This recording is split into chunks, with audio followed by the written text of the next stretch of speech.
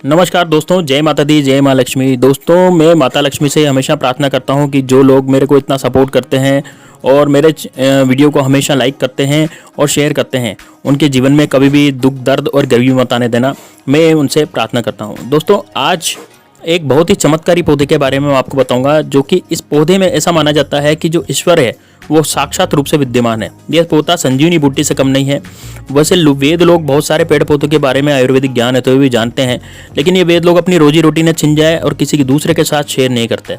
तो उन लोगों के पास ज्ञान तो होता है, इस वजह से वो आयुर्वेद वाला ज्ञान होता है, लेकिन पेड़ पौधे वाले जड़ी बूटियों वाला ज्ञान होता है, लेकिन वो धीरे धीरे समाप्त होता जा रहा है, लुप्त होने की कगार पर है। इस वजह से मेरे को जो ज्ञान मिलता है, इस प्रकार के ज्ञान को अधिक से अधिक लोगों के पास इस यूट्यूब चैनल के माध्यम से मैं शेयर करने की कोशिश करता हूँ। और ये जो आयुर्वेदिक वाले पेड़ पौधे होते हैं ना, जो जड़ी बूटी होती है, इनका जो ज्ञान होता है ना, वो आप यदि जान लेते हैं तो ऐसा उपाय करके आप हर प्रकार की बीमारी और उपाय को ठीक कर सकते हैं। तो यदि आप अपने पेड़ पौधों जड़ी बूटी के बारे में जान सकते हैं तो आप खतरनाक से खतरनाक बीमारी को यूं ही चुटकियों में खत्म कर सकते हैं, जो कि पेड़ पौधे होते हैं। लेकिन ज्ञान के अभाव में क्या करें, कुछ पता नहीं होता, जिसकी वजह से हम लोग एलोपैथिक दवाइयों का यूज़ करते हैं। और वह जो एलोपैथिक दवाइयाँ होती है वह क्या करती है, वह लंबे समय तक उन्हें लेना पड़ता है और तुरंत राहत तो दे देती है, लेकिन बाद में क्या होता है, इसके दुष्प्रभाव हमारे जीवन पर दिखाई देने लगते हैं। लेकिन जो आयुर्वेदिक दवाइयाँ होती है, आयुर्वेदिक दवा जड़ी बूटियाँ होती है, जड़ी बूटी वाली दवाई होती है, वह क्या करती है, वह काम तो करती है, धीरे धीरे काम करती है, लेकिन जब काम करती है तो धीरे लेकिन जड़ से समाप्त करने का काम करती है। एक बार अगर सूट हो जाए तो 100% जड़ से वो दोबारा फिर से आपके जीवन में नहीं आएगा।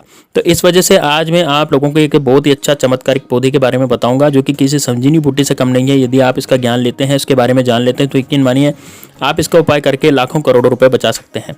वह ज्ञान आप कोशिश करिएगा तो सभी लोगों को तो पहुँचे, सभी लोग पहुँचे और भारत के हर व्यक्ति तक यह ज्ञान पहुँचे। आयुर्वेद वाला जो ज्ञान है वो सीमित ना रखें, बल्कि जितना ही प्रचार प्रसार करेंगे तो अपने लाखों करोड़ों रुपए भी आप बचा सकते हैं और कई सारे लोगों को भी पैसे बच सकते हैं। तो वैसे आपको स्क्रीन पर दिखाई दे रहा होगा, इस पौधे को हम लोग लज्जू के नाम से जानते हैं, कुछ लोग इसे लाजवंती के नाम से जानते हैं और कुछ लोग इसे छुई मुई के नाम से जानते हैं। आप कमेंट बॉक्स में जरूर करके बताइए, कमेंट करके बताइए कि आपके एरिया में इस पौधे को किस नाम से जाना जाता है। ठीक है, तो वैसे इस पौधे का नाम जो है देखा जाए तो शर्मिला पौधा के नाम से भी जाना जाता है, क्योंकि शर्मिला इसलिए क्योंकि इसको छूने पर यह मुरझा जाता है। ठीक है, जैसे शर्मा जाता है, जैसे आप बड़ी आसानी से इस पौधे को देख करके पहचान सकते हैं। वैसे तो घर में कुछ लोग इसे सजावट के लिए लगाते हैं, लेकिन कुछ लोग गमले में अपनी खूबसूरती बढ़ाने के लिए भी इसको लगाते हैं।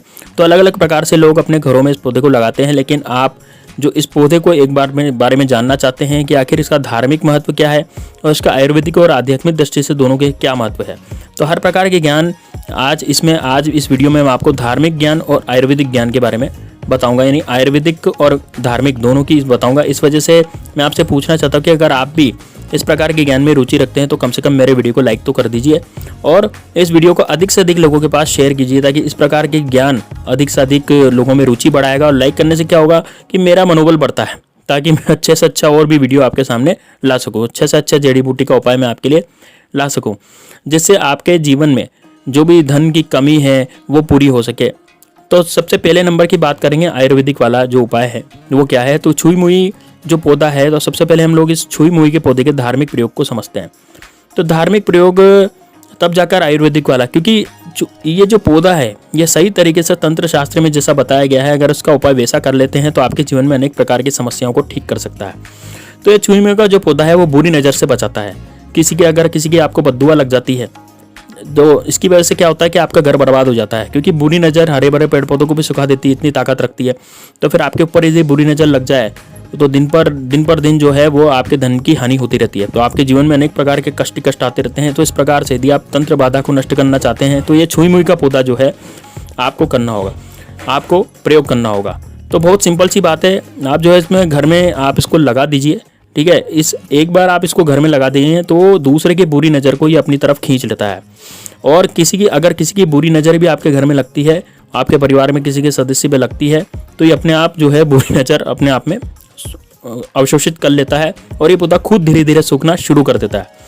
अगर आपने अपने घर में इस पौधे को लगाया और ये सूख रहा है तो समझ जाइए कि किसी की बुरी नज़र लगी है, जिसकी वजह से ये पौधा सूख रहा है। तो इस वजह से इस पौधे को हम घर में अवश्य ही लगाना चाहिए। तो तुरंत बताते हैं भाई कि बुरी नज़र किसी न किसी की लगी है, बहुत ही चमत्कारिक इसका उपाय है तंत्र बाधा से मुक्ति पाने के लिए।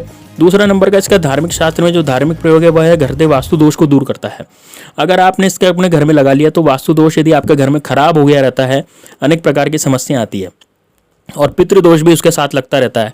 ठीक है, तो सबसे बड़ी बात यह है कि अगर आपको इसमें कुछ बीमारियां हो रही है, जैसे पीढ़ी दर पीढ़ी चलती रहती है ना, या कंठ में गले में कुछ प्रॉब्लम हो गई है ना, जो कि पीढ़ी दर पीढ़ी चलती रहती है, अगर आप इस पौधे को अपने घर में लगाते हैं तो आप अपने कंठ रोग से संबंधित बीमारियों को भी लंबे समय से जो पीढ़ी से पीढ़ी चलती आ रही है, आप इसको लगाइए।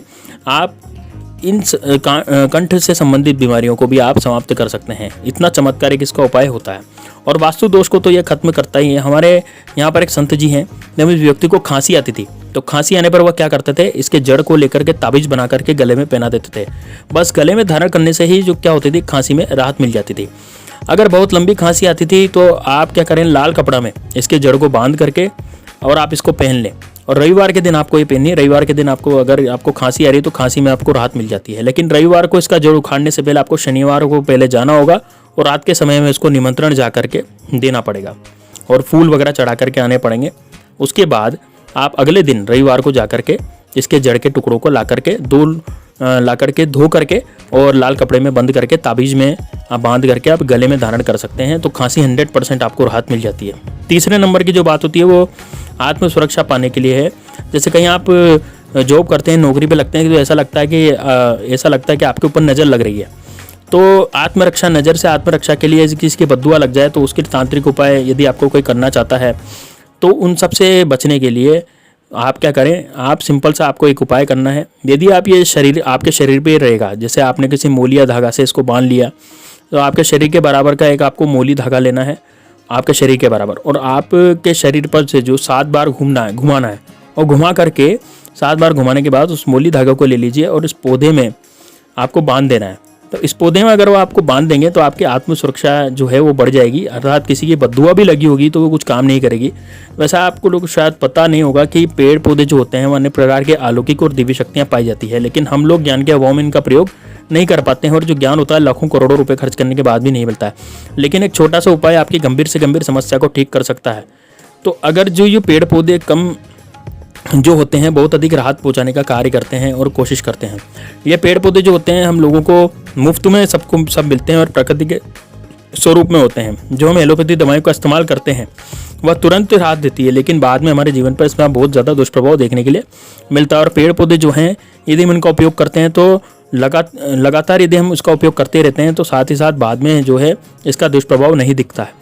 अगला नंबर का उपाय है, ज्योतिष शास्त्र में जो है वह कई पेड़ पौधे के बारे में बताया जा सकता है। उसे घर में लगाने से क्या होगा, अगर आप इसको घर में लगाते हैं तो पहले तो नकारात्मक शक्तियों को अवशोषित कर लेता है, किसी की नज़र को नहीं आने देगा। बहुत सारे लोग मनी प्लांट भी लगाते हैं ताकि धन की बरसात हो। तो मनी प्लांट लगाते हैं तो उसमें कुछ नियम होते हैं। अगर मनी प्लांट लगाने के बजाय आप इस पौधे को ही लगाते हैं तो भी आपके घर में माता लक्ष्मी जी का वास होता है, क्योंकि इस पौधे को लगाने से बुरी नज़र, नकारात्मक शक्तियाँ अवशोषित कर ली जाती है। और कभी भी आपके घर में यदि लाजवंती के पौधों को लगाते हैं तो आप 2 पौधों को एक साथ लगाना चाहिए। 2 पौधे जिस दिन आप अपने घर में लगाएंगे उसी दिन आप आध्यात्मिक उन्नति होना शुरू हो जाएगी। एक पौधा कभी भी नहीं लगाना चाहिए। तो आपके घर में माता लक्ष्मी का उसी दिन से आगमन शुरू हो जाएगा और आपका कोई भी यदि काम जो है वो रुक नहीं पाएगा, सभी काम आपका सिद्ध होगा। और हम लोग आयुर्वेद के उस उपायों को जान लेते हैं, तो आखिर हम लोग इसे बहुत महंगी दवाइयों का इस्तेमाल करते हैं, है ना। थोड़ा भी कुछ बीमार हो जाते हैं तो 1000-2000 रुपये की दवाइयों का इस्तेमाल करते हैं, लेकिन इसमें आपका 2 रुपया भी नहीं लगेगा। तो चूइमे का जो पौधा है वो हल्का मामूली पौधा मत समझिएगा, लाखों करोड़ों रुपए के बराबर का ये पौधा है। और ये लाखों करोड़ की जानकारी जो हम आपको देने जा रहे हैं, अगर जान लेते हैं तो संजीवनी बूटी से कम नहीं है दोस्तों ये पौधा। तो करोड़ों रुपया खर्च कर देते हैं लोग, लेकिन इस प्रकार के ज्ञान को नहीं पा पाते हैं। तो बहुत बड़ी गलती हमारे भारतवासियों को जो है वो ज्ञान में रुचि रखनी चाहिए।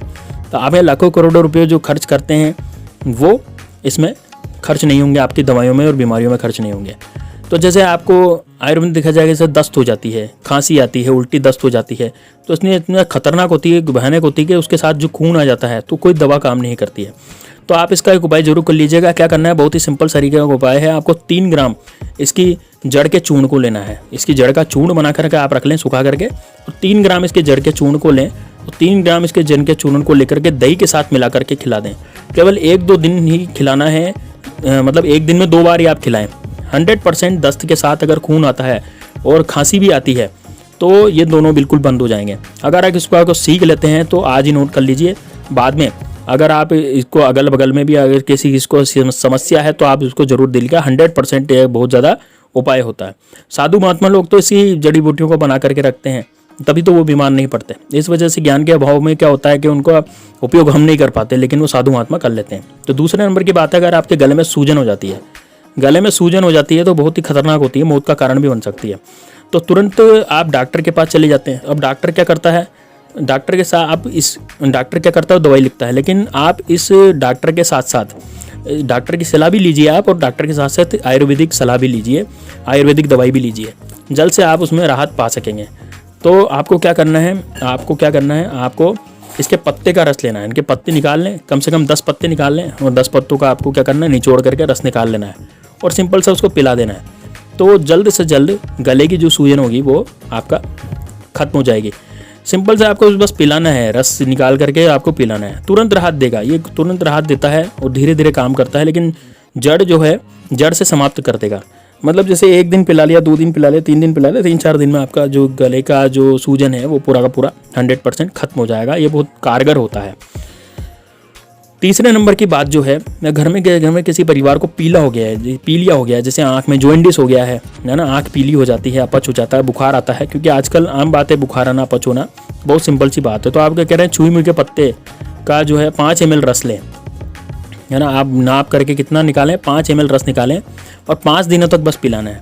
अब बच्चे को ये रस भी 5 दिन तक पिलाना है ना। जैसे कि अपन चाय पीते हैं ना, ऐसे इस रस को पिलाना है। तो अब जैसे बुखार बार बार आ रहा है तो ये सब रोग खत्म हो जाएंगे। चौथे नंबर का उपाय है कि बहुत ही ज़बरदस्त और बहुत ही खतरनाक उपाय है। किसी झाड़ फूक के चक्कर में लोग इधर उधर जाते हैं लेकिन आप बिल्कुल भी ऐसा नहीं कीजिए। आप घर में लगाइए, दवा वगैरह लीजिए, दवा से ये सब कुछ होता है। जैसे कोई बिच्छू काट लेता है, बिच्छू डंक मार लेता है ना, तो आप क्या करेंगे, तो आप झाड़ फूक के चक्कर में जाते हैं तो वो बेकार हो जाता है काम, है ना। तो आप सिंपल सा उपाय क्या करें, इसका जो पत्ता, तना और जड़, ये तीनों होते हैं, मतलब इनको निचोड़ना है। पत्ता, तना और जड़ को पीस करके पेस्ट बनाना है, और जहाँ पर बिच्छू ने डंक मारा है उस जगह पर लेकर के आप इसको बांध दीजिए। 15 से 20 मिनट में ही राहत मिलना शुरू हो जाएगी, क्योंकि बहुत ज़बरदस्त, बहुत तेज़ दर्द होता है। जहाँ पर बिच्छू ने डंक मारा वहाँ पर जलन बहुत तेज़ हो रही है, बच्चा चिल्ला रहा है, तो आपको क्या करना है, इसके जड़ का क्या करना है, पेस्ट बनाना है, और जड़ का पेस्ट बना करके उस जगह पर लगाना है। तत्काल राहत मिलता है इससे, है ना। तो इतना चमत्कारिक पौधा है कि लाजवंती और शिमला के नाम से इस पौधे को जाना जाता है। अनेक प्रकार के फायदे इसके धार्मिक दृष्टि से भी देखा जाए, आयुर्वेदिक दृष्टि से भी देखा जाए तो बहुत ही चमत्कारी और फायदेमंद जड़ी बूटी होती है। संजीवनी बूटी से कम नहीं होती है दोस्तों, क्योंकि बिच्छू के काटने पर भी असर करती है, तो फिर संजीवनी बूटी से कम नहीं होती। लाखों करोड़ों रुपए आप बचा सकते हैं इससे, और उपाय भी बहुत सिंपल है। लेकिन अभी भी इसको हल्के में मत लीजिए। आयुर्वेद का ज्ञान शायद आपको बहुत कम ही लोग बताते होंगे, इस वजह से आज मैं इस वीडियो के माध्यम से, यूट्यूब चैनल के माध्यम से आपको ये आयुर्वेद का ज्ञान शेयर करना चाहूँ। मुझे पूरी उम्मीद है कि आप इस वीडियो को अधिक से अधिक और भारतवासियों को शेयर करेंगे, और हमारे जड़ी बूटी और आयुर्वेदिक के ज्ञान तक, ताकि हमारे से सीमित न रहे और अधिक से अधिक लोगों का फायदा हो पाए। तो मिलते हैं नेक्स्ट वीडियो में, तब तक के लिए जय श्री राम, जय बागेश्वर धाम सरकार। इस वीडियो को लाइक जरूर कर दीजिएगा दोस्तों।